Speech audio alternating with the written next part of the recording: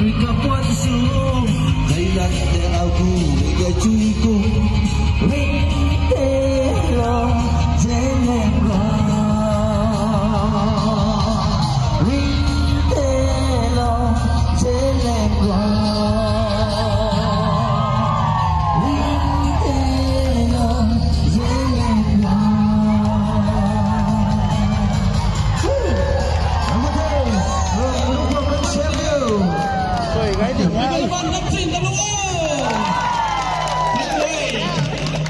That was indeed stupendous.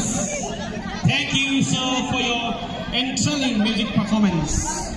May God bless you. Now we shall move on to the next item.